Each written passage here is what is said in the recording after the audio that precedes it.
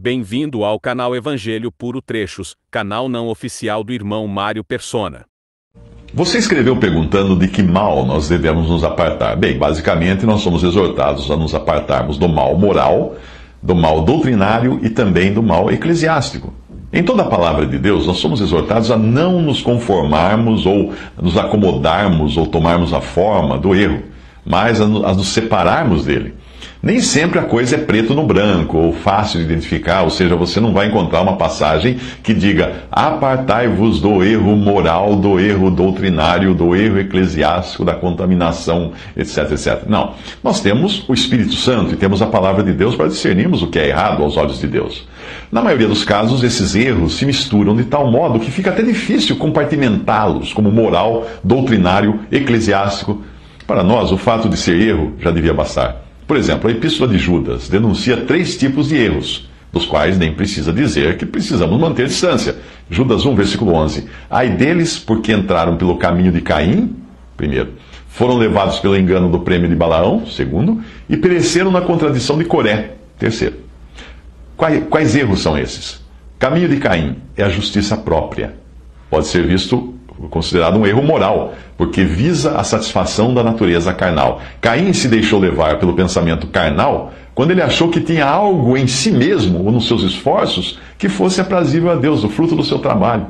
Ele ofereceu o fruto do seu trabalho a Deus, tirado de uma terra que tinha sido amaldiçoada por Deus, enquanto Abel ofereceu algo que não era dele, era uma vida que pertencia a Deus, que era o animal que ele sacrificou para Deus. O segundo erro seria o engano do prêmio de Balaão, aqui nessa epístola. O que foi o engano do prêmio de Balaão? É a ganância. Este é um erro eclesiástico. Por quê? Balaão quis fazer das coisas de Deus um meio de lucro, o que não é muito diferente de muitas religiões atuais. Então nós devemos nos apartar desse erro quando nós identificamos que as pessoas onde nós estão fazendo da religião ou do nome de Cristo uma fonte de lucro. A contradição de Coré.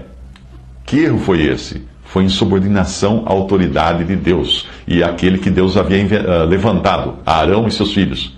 Você pode encontrar um pouco de tudo isso nas religiões criadas pelos homens. Tanto o erro moral no sentido do orgulho pessoal, de achar que existe no homem alguma coisa de bom. Você vai encontrar erro eclesiástico nesse sentido aqui, de pessoas que querem fazer da piedade forma de lucro. E você vai encontrar também aqueles que não reconhecem os poderes e as autoridades que Deus instituiu.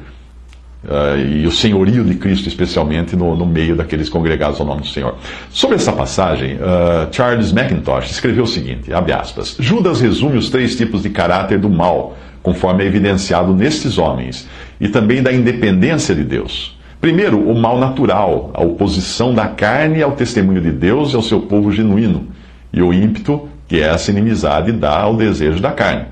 Em segundo lugar, o mal eclesiástico, ao ensinar o erro em troca de recompensa, sabendo o tempo todo que isso é contrário à verdade e prejudicial ao povo de Deus. Terceiro, a deliberada oposição e rebelião à autoridade de Deus, que é encontrada no seu verdadeiro rei sacerdote, que é Jesus.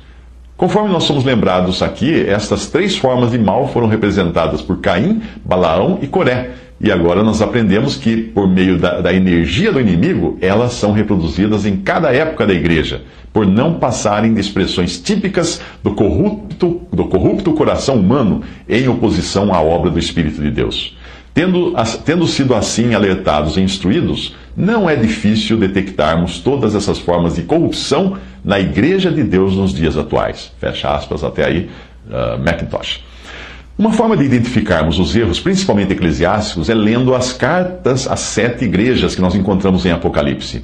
Com exceção de Esmirna e Filadélfia, todas as outras são denunciadas como tendo erros.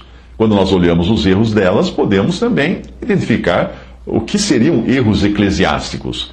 Veja Éfeso, que é a primeira carta. Ela mergulhou num estado de apatia por ter deixado o seu primeiro amor, que é Jesus. Depois, em segundo lugar, Esmirna não recebeu reprovação, mas recebeu consolo por ser perseguida por aquilo que ela era. Terceira, Pérgamo fez uma aliança com o mundo e com as suas instituições, colocando-se à sombra do poder secular. Ela passou a habitar no mundo, onde está o trono do seu príncipe, Satanás, e também tem no seu meio pessoas com o espírito de Balaão, que visavam lucrar com as coisas de Deus, fazendo tropeçar o povo de Deus. E ela também tem o embrião de clericalismo, que seria a doutrina dos nicolaítas, dividindo de clero e leigo. A quarta igreja, Tiatira, tem muito amor, serviço, fé, paciência, muitas obras, porém permite o ensino errado. Uma mulher ensinando, além de estimular a idolatria. Também ela se prostitui, ou seja, ela se corrompe e se contamina em troca de favores. Em quinto lugar vem Sardes, que tem nome de que vive, mas está morta. Parece ter feito coisas boas, mas também se deteriorou por ter se afastado do que tinha recebido e do que tinha escutado. Ela não anseia pela volta do Senhor, tanto é que será surpreendida por ele como se fosse um ladrão inesperado. A sexta igreja, Filadélfia, também não recebe reprovação, mas recebe consolo e a certeza de que tem diante de si uma porta aberta, apesar da pouca força, do apego à palavra de Deus e do apego ao nome de Jesus.